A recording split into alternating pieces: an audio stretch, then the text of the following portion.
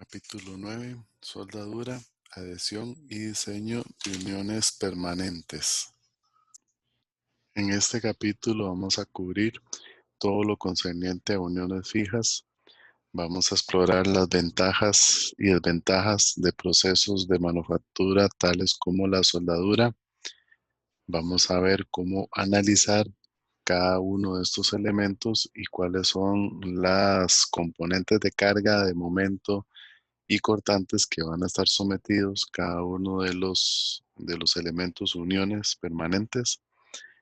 Y el contenido se divide de la siguiente forma. Vamos a tener la primera sección, que son la simbología, los tipos de soldadura, esfuerzos en uniones soldadas sujetas a torsión, luego a flexión, resistencia a las uniones soldadas, carga estática y para fatiga, soldadura por resistencia y al final uniones con adhesivo. Como introducción, las formas pueden adaptarse con mayor facilidad a la función mediante procesos de unión como la soldadura, engargolado, soldadura suave, cementación y pegado, y procesos que son muy utilizados actualmente. Estos métodos propician ahorros significativos en lo que a producción y fabricación se refieren. Se permite el ensamble rápido de la máquina, lo que incrementa su atractivo. Vamos a iniciar entonces el análisis de la soldadura y lo primero que vamos a hacer va a ser estudiar el símbolo de soldadura y las variaciones que tiene este. Una estructura soldada se fabrica soldando en conjunto un grupo de formas de metal cortadas con configuraciones particulares.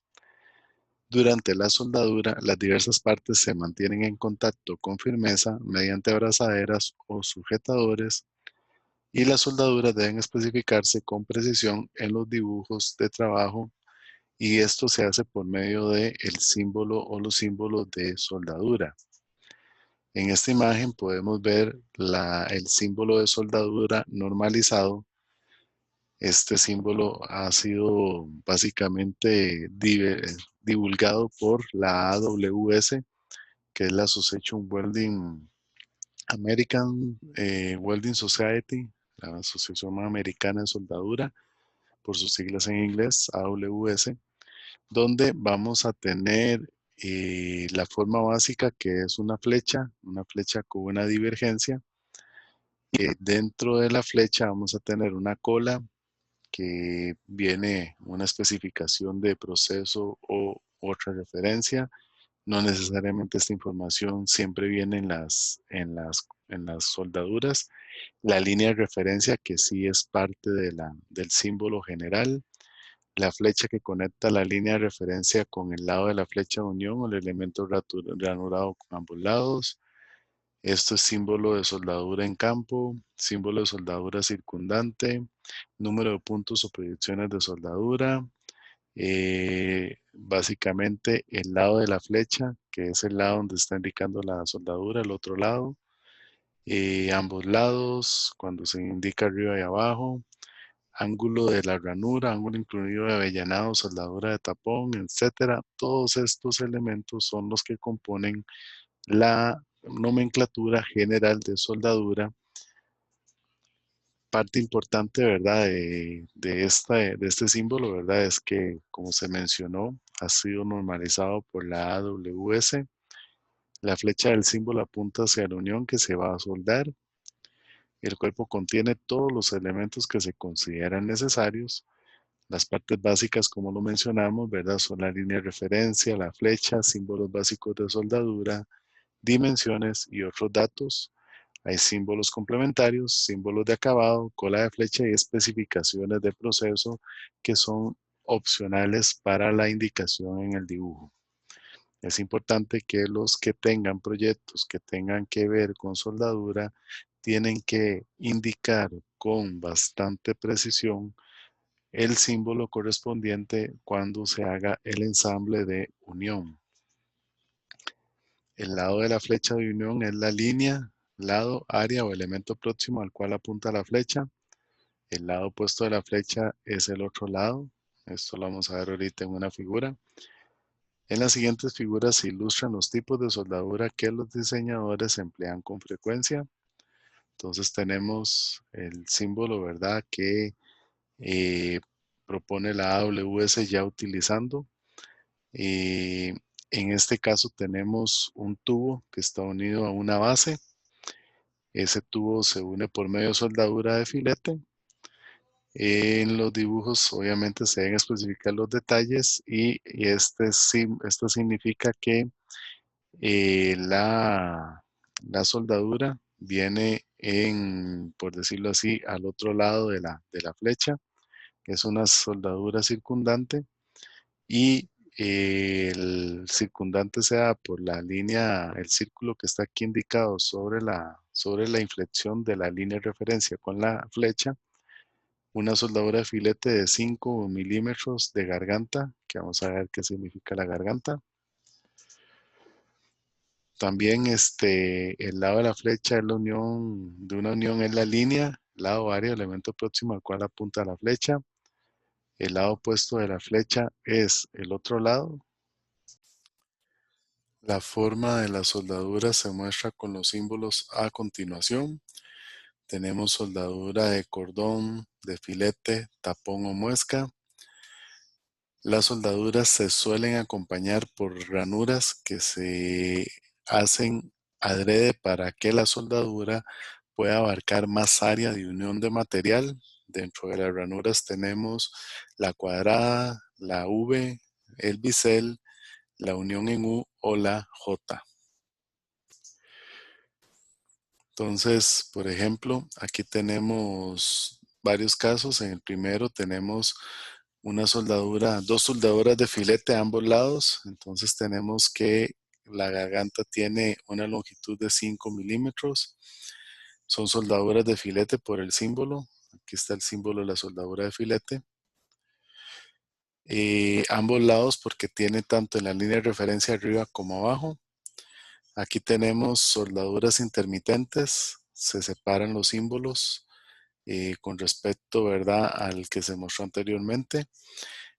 Separados 60 milímetros de sus centros, eh, cada 200 milímetros. La soldadura tiene 60 milímetros de longitud total. Esa longitud se repite cada 200 milímetros de centro a centro y se indica con esta nomenclatura. Y el ejemplo que vimos anteriormente, que es una longitud de 5 milímetros, solamente un lado por fuera de la unión, el círculo indica que abarca todo el contorno. Tenemos aquí otros ejemplos de símbolo de soldadura. Aquí tenemos una unión, una ranura cuadrada que es completamente cubierta por soldadura. Aquí tenemos una V, que esa V tiene una separación de 2 milímetros, se indica los 2 milímetros y el ángulo de 60. Tenemos aquí dos Vs a 60 grados. No se indica separación en el extremo, en el centro, perdón. Y aquí tenemos un bisel. Este bisel, ¿verdad? Se indica el ángulo aquí a 45, pero se sobreentiende, no es necesario indicar aquí el valor. Y la posición aquí del bisel nos indica también la forma que va a tener o la posición de la soldadura. Aquí tenemos una unión biselada que está rellenada con soldaduras de filete. Aquí tenemos una unión tipo U, donde se hace un desbastado al material tipo U para rellenarlo con soldadura. Y aquí tenemos una J. Aquí tenemos una soldadura de filete bordeando dos elementos. Y aquí tenemos una unión cuadrada que es completamente rellena con soldadura. En los elementos de máquinas, la mayoría de las soldaduras son de filete, aunque las soldaduras a tope se emplean mucho en el diseño de recipientes a presión. Como en la soldadura se emplea calor, se experimentan cambios metalúrgicos en el metal de base cerca de la soldadura. Además, se introducen esfuerzos residuales a causa de la sujeción o unión de las piezas o algunas veces debido al orden de la soldadura. Estos aspectos son muy importantes porque el hecho de aplicar soldadura a un material y la soldadura convencional, que es la soldadura de arco eléctrico, los materiales van a tener una variación en sus propiedades donde si yo los materiales bases van a tener un acabado, un laminado en frío, en el momento que se aplica la soldadura van a adquirir las propiedades de más bien laminado en caliente. Entonces, eso es una consideración importante en el análisis que se tiene que tomar en cuenta y como ustedes han notado por experiencia, cuando los materiales tienen acabados o tratamientos térmicos de alta temperatura, las resistencias tienden a ser menores. También, obviamente, el hecho de que nosotros usemos sujetadores o abrazaderas para tener la unión firme de los materiales que se van a soldar, estos también generan esfuerzos residuales en la superficie que también nos permiten o nos causan efectos que son un poco complejos de analizar. Vamos a entrar entonces a lo que es la unión a tope en tensión. Una unión a tope simple en tensión o compresión es la que nosotros tenemos una soldadura y en esa soldadura los materiales que están unidos tienden a estar sometidos a fuerzas axiales que me van a provocar, viendo la pieza en un esfuerzo axial. Este esfuerzo normal va a estar dado por la fuerza que se aplica por el H entre L, donde el H es el ancho de la garganta, que ahí en el dibujo se indica cuál es la garganta, es esta altura. Ojo que en la garganta se están despreciando las rebabas o los, por decirlo así, los refuerzos, que obviamente el que haya refuerzos nos van a permitir, digamos, o nos van a dar una cierta seguridad. Entonces se toma solamente la altura de la garganta y la longitud como área. La garganta no incluye el refuerzo y el refuerzo agrega cierta resistencia para uniones cargadas estáticamente. Pero en fatiga, los refuerzos producen concentraciones de esfuerzo y suelen esmerilarse para uniones sometidas a fatiga para evitar esa condición de concentración de esfuerzos.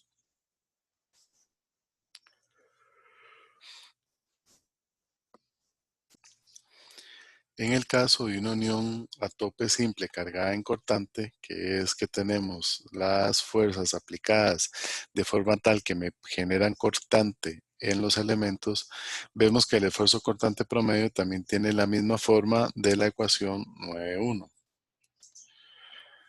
Si nosotros tenemos soldaduras con filetes transversales, y en este caso tenemos una unión cargada a tensión, donde tenemos tres elementos, hay dos elementos con una fuerza F y un elemento con fuerza 2F. La carga en la soldadura es compleja. Si nosotros hacemos un diagrama de cuerpo libre de la soldadura de filete, vamos a ver que la soldadura, debido a la fuerza F, va a recibir un esfuerzo en la dirección normal y otro esfuerzo en la dirección aquí paralela a este ángulo cita. Este ángulo cita es un ángulo que obviamente va a variar desde 0 o hasta incluso, ¿verdad?, 90 grados. Aquí nosotros podemos ver la posible variación de ese ángulo, donde el filete siempre va a mantener un ángulo de 45, pero el punto donde yo estoy analizando puede ser variable. Si hacemos sumatoria de fuerzas, vamos a tener que la fuerza normal va a ser el F coseno de zeta y la fuerza sobre la línea de referencia Fs va a ser F seno de zeta. Si aplicamos ley de senos a la configuración, obtenemos que el espesor T, que es este espesor de la soldadura que estamos analizando para ese ángulo, va a ser igual al tamaño de la garganta que va a ser el H, entre la suma del coseno de zeta más el seno de zeta. Si nosotros determinamos el esfuerzo nominal al ángulo zeta, entonces despejando el área y despejando las fuerzas, obtenemos este esfuerzo cortante y tenemos este otro esfuerzo normal en funciones de FHL y los ángulos. Si determinamos el esfuerzo von Mises al ángulo zeta, tomando el esfuerzo normal, elevándolo al cuadrado y sumándole 3 veces el cortante elevado al cuadrado, obtenemos esta ecuación que está acá para este esfuerzo. ¿Para qué hacemos esto? Obviamente es para determinar cuándo sucede el esfuerzo von Mises mayor, que este ocurre a un ángulo de 62,5 grados con un valor de 2.16 FH entre L. Quiere decir que a ese ángulo vamos a tener que esto va a ser un máximo, estos elementos que están dentro del paréntesis elevado a la U medio. Y el esfuerzo cortante máximo ocurre un ángulo de 67.5 grados con un valor de tau máximo igual a 1.207 FH entre L. Entonces, estos obviamente es un caso especial y no necesariamente todos esos casos se van a presentar en la realidad. Entonces, los esfuerzos experimentales en soldaduras con filetes transversales es algo que se ha estudiado ampliamente por varios investigadores. Por ejemplo, Norris trazó un modelo de soldadura de filete transversal y registró la distribución de esfuerzo a lo largo de los catetos AB y BC de la soldadura. En la siguiente figura se muestra un resultado aproximado. Vemos aquí la soldadura ACB y dentro de esa soldadura vemos que en la parte C los esfuerzos empiezan a aumentar y empiezan a aumentar hasta que llegan al punto B donde son máximos. Vemos que el cortante tiene una forma donde empieza a aumentar, se hace cero y luego vuelve hacia el otro lado. En el caso de A vamos a tener también aquí cortante, vamos a tener un esfuerzo negativo, aquí un esfuerzo positivo y el esfuerzo cortante en esta dirección. Se ve que existe concentración de esfuerzos en A y en B, en el cateto horizontal y en B en el cateto vertical. Entonces, en el cateto vertical vemos que tenemos una concentración de esfuerzos en B y también en el horizontal tenemos en A y en B concentración de esfuerzos. Norris declara que no pudo determinar los esfuerzos en A y B con certeza. Y en el caso de Salakian presenta datos de la distribución del esfuerzo a lo largo de la garganta de la soldadura del filete. Los esfuerzos en la garganta son los utilizados en el diseño. Entonces aquí tenemos en el caso de la garganta los esfuerzos que se generan a partir de, digamos, de las investigaciones. Vemos que estos resultados son realmente experimentales y complejos y realmente tienen una incertidumbre muy alta porque, primero, no hay ningún enfoque analítico que prediga con precisión los esfuerzos experimentales medidos. La práctica común es usar un modelo simple y conservativo. Se asume que la carga externa es soportada por completo por las fuerzas cortantes en el área mínima de la garganta y entonces tomamos esta ecuación. Ignorando el esfuerzo normal sobre la garganta, los esfuerzos cortantes se incrementan lo suficiente para hacer que el modelo sea conservador y comparando con el modelo previo del cortante máximo, esto incrementa el esfuerzo cortante máximo estimado por un factor de 1.17. Si tenemos soldaduras de filetes paralelas, se aplica la misma ecuación para el caso simple de carga cortante simple en la soldadura de filete, que es la ecuación 9.3. Si tenemos cargas combinadas, se examinan los esfuerzos cortantes primarios debidos a fuerzas externas. Luego se examinan los esfuerzos cortantes secundarios causados por momentos de torsión y de flexión. Se estiman las resistencias de los metales base. se estima la resistencia del metal de soldadura depositado, se estiman las cargas permisibles de los metales bases y se estima la carga permisible del metal de aporte depositado. Entonces, esto es una guía de cómo se van a enfrentar los problemas de soldadura. El, el análisis es altamente conservador, entonces esto para evitar tratar de diseñar muy a la línea, muy al justo, muy al valor tal vez real, porque también tenemos un factor muy importante que es la calidad con la que el soldador vaya a realizar la soldadura.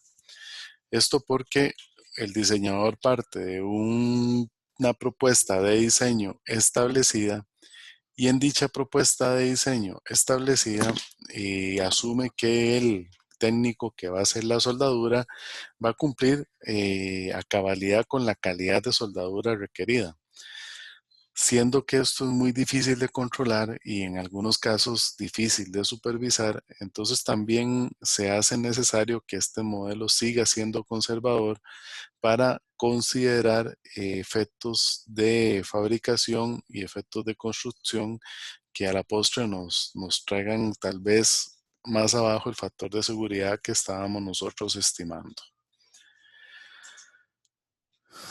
Vamos a empezar primero con el caso de soldaduras de filete con cargas a torsión. Aquí tenemos una viga, una barra que está soldada a una pared.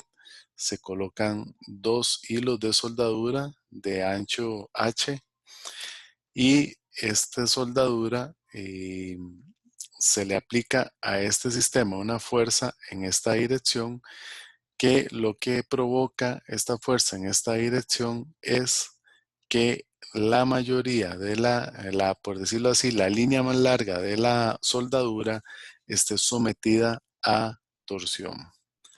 Entonces, una vez identificado que tenemos el elemento de soldadura sometido a torsión, vamos a indicar que las soldaduras de filete van en este caso a soportar cortante directo V y momento M, el momento generado por la fuerza que se está generando acá y el cortante que va a ser esa misma fuerza entre el área aplicado en los puntos de interés.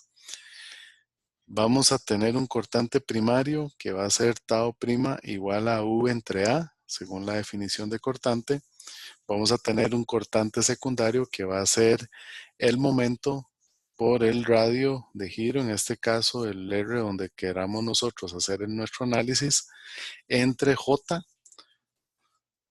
donde A es el área de la garganta de todas las soldaduras. Aquí estamos tomando en cuenta que si tenemos dos hilos, entonces vamos a considerar ambos hilos como parte de un todo. R es la distancia desde el centroide del grupo de soldaduras al punto de interés. En este caso, el punto de interés está establecido en esta unión, en este punto, en esta esquina. Y J es el segundo momento polar de área del grupo de soldaduras alrededor del centroide del grupo. En este caso, el centroide de la soldadura es muy sencillo de localizar porque obviamente al ser soldaduras idénticas de misma longitud y misma garganta, el centroide va a ser el centro geométrico de la unión y por ende entonces el cálculo del mismo no tiene que llevar ninguna complicación extrema o un poco más compleja. Aquí se presenta un ejemplo de cómo se encuentra el área y cómo se encuentra el momento polar de inercia, momento polar de área.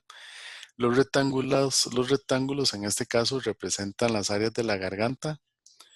Tenemos un T1 y tenemos un T2, donde obviamente el espesor de una soldadura es mayor al de la otra. Se determinan las áreas. Bueno, y T va a ser igual a 0.707H. Este valor de 0.700H es porque nosotros tenemos un ángulo de 45 en las soldaduras de filete y lo que estamos considerando es el área de contacto, no el área de la hipotenusa de ese filete que se está en este caso designando. Entonces tenemos que el área 1 va a ser T1 por D, que es la distancia de la soldadura, el área 2 va a ser T2 por B. Si sacamos el momento de inercia X, el momento de inercia X va a ser el espesor 1 por D al cubo entre 12, el IY también, solo que en este caso vamos a tener estamos comparándolo con respecto a este punto, el centroide de su propia soldadura, para encontrar el momento polar del grupo de soldaduras 1. Aquí en G1 hacemos la suma de los dos momentos de inercia, tanto el X como el Y.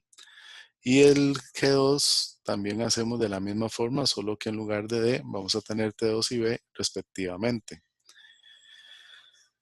El centroide se calcula por ejes paralelos, entonces tenemos acá el área 1 por el X1 más el área 2 por el X2 entre el área me da el centroide en X y igual de en Y. Sacamos el R1 va a ser ya una vez determinado el centroide, del centroide al centroide 1, tenemos aquí la distancia, aquí al centroide, el punto centroide 2, y aquí tenemos la suma entonces por ejes paralelos del momento polar de inercia. Note que el término T cubo es muy pequeño comparado con B y con D cubo, entonces para el JG1 vamos a despreciar ese término.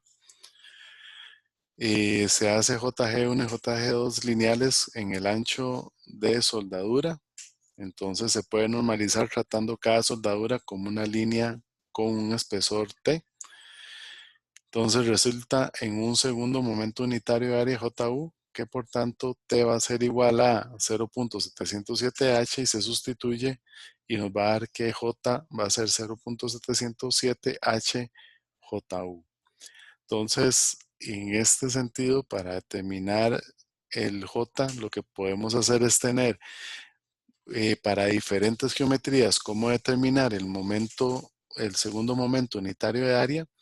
Y una vez que tengamos el segundo momento unitario de área, multiplicamos por H y por 0.707 para obtener el J, que a la postre me va a servir a mí de base para hacer el cálculo del cortante secundario en este grupo de soldaduras.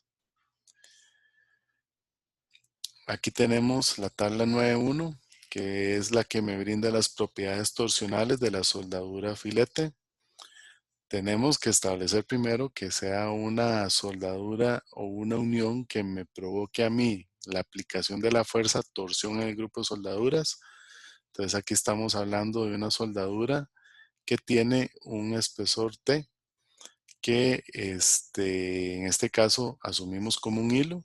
Entonces el área de la garganta va a tener esta dimensión y la ubicación del centroide va a ser en X igual 0 y Y de medios, y aquí se determina de esta forma el momento unitario de inercia, de momento de área unitario. Aquí tenemos el caso que sean dos soldaduras verticales. Aquí tenemos cómo determinar todas las dimensiones, el área, el centroide y el momento unitario. Una soldadura en L. Tenemos aquí cómo calcular todos los valores. Una C. Una soldadura continua a lo largo de toda la unión. Y una soldadura circular. G es el centroide del grupo de soldaduras. H es el tamaño de la soldadura. El plano del par de torsión está en el plano de la página. Todas las soldaduras son de ancho unitario.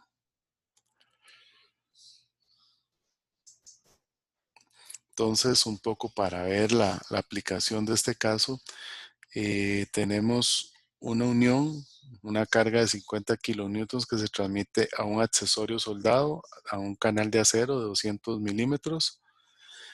Como se ilustra en la figura, estime el esfuerzo máximo en la soldadura. Entonces tenemos aquí el canal, aquí tenemos las soldaduras exactamente en estos puntos. Y aquí las vamos a ver también colocadas tanto en toda la parte de unión aquí soportadas como en estas otras porciones, y lo que se aplica es una carga de 50 newtons sobre sobre el ojo del orificio. Esto obviamente nos va a provocar torsión en las soldaduras que se muestran acá. Entonces, todas las soldaduras son de filete y tienen 6 milímetros de garganta. Entonces, primero se marca con letra los extremos y esquinas de cada soldadura. Algunas veces conviene marcar toda la soldadura de un conjunto mediante un número. Entonces, aquí tenemos la unión y aquí tenemos la fuerza aplicada en el punto del centro del orificio. Vamos a tener soldadura en esta dirección, en esta dirección, en esta dirección, según aquí los dibujos. Esa soldadura tiene una garganta de 6 y tenemos por decirlo así, el conjunto de soldaduras que en este caso están formando una C que está sometida a torsión. Calculamos el centroide de la soldadura, que nos vamos a la configuración de la tabla 9.1, que sería la configuración 4, para determinar los respectivos centroides. Entonces, una vez que se determina el centroide, se traslada la fuerza al cortante en ese punto y también el momento aplicado al centroide. Se estima el esfuerzo cortante primario tau prima. Como se muestra en la figura, cada placa está soldada al canal por medio de 3 soldaduras de filete de 6 milímetros. En la figura 9.15 se ve que la carga se dividió a la mitad, pero una placa individual, de acuerdo con el caso 4 de la tabla 9.1. El área de la garganta es esta, y en consecuencia el esfuerzo cortante primario es V entre A, que serían 19.5 megapascales. Es importante aquí indicar que el esfuerzo, en este caso la fuerza, se dividió en dos, porque recuerden que tenemos soldadura en este extremo y en este otro extremo, y la carga de 50 newtons puede que esté aplicada exactamente sobre este eje. Entonces cada soldadura va a resentir, asumimos que se distribuye uniformemente en cada conjunto de soldaduras, y por ende el cuerpo de soldadura del lado izquierdo está recibiendo la misma carga que el cuerpo de soldaduras del lado derecho. Entonces, por eso se calcula con 25 kilonewton entre el área, que el área se calcula según la configuración 4, y obtenemos este valor.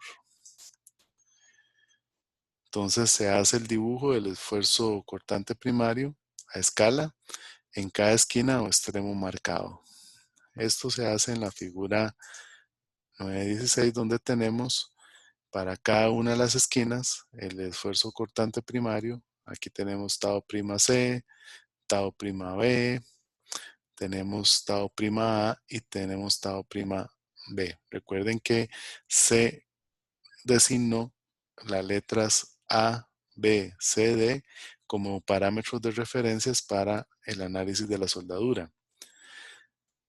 Se ubica el centroide del patrón según la configuración 4, y se tiene que el centroide va a estar desplazado 10.4 milímetros en mi X, y va a estar también en el centro, en lo que corresponde aquí a este punto en Y.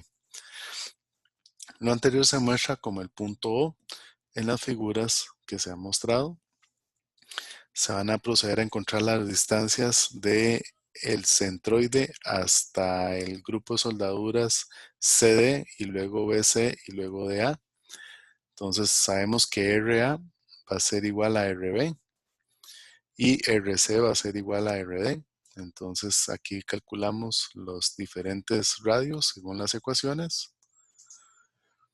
Estas distancias también se miden a escala a partir del dibujo. Se encuentra el momento polar de área, de nuevo según el caso 4 de la tabla. Se obtiene utilizando también ejes paralelos, y se obtiene 7.07 por 10 a la 6 milímetros a la 4. Se encuentra el momento, que va a ser la fuerza por la distancia que va a haber desde el punto de aplicación de la fuerza a donde está el centroide. va a ser 2.760 newton metros. Se estiman los esfuerzos cortantes secundarios, tau doble prima en cada extremo o esquina marcada. Entonces acá sacamos el tau secundario A y tau secundario B van a ser iguales, van a ser tomando los radios obtenidos anteriormente, obtenemos entonces el valor de 41 megapascales para el caso del tau A y tau B y 37.3 megapascales para el caso de tau doble prima C y D. Se dibujan los esfuerzos, en este caso los cortantes secundarios a escala en cada esquina y extremo, y se observa en un diagrama de cuerpo libre de una de las placas laterales. Por lo tanto, los esfuerzos tau prima y doble prima representan la acción del canal sobre la placa a través de la soldadura necesaria para mantener el equilibrio. Entonces aquí tenemos cada uno de los puntos, los cortantes y el resultante correspondiente. Y en cada punto se indica con letras. Combinen los dos componentes del esfuerzo como vectores, puesto que se aplican a la misma área. En el punto A, el ángulo que forma tau doble prima A con la vertical es alfa. También es el ángulo que forma RA con la horizontal, el cual es 25.64 grados. Este ángulo también se aplica al punto B de la siguiente forma. Y obtenemos entonces el cortante A y el cortante B completos, que son iguales, y de manera similar para beta, para el ángulo, en este caso es 6.25, y por lo tanto se obtiene cortante resultante, que me da un esfuerzo de 43.9. Entonces, el más alto de todos es 43.9 y por ende es el más crítico, y esta es la respuesta al problema. Entonces, los invito a ir revisando los ejercicios, los primeros que tienen como componente una cortante, para ir avanzando en el tema de soldadura. Vamos a retomar en otra grabación las soldaduras cuando están sometidas a flexión.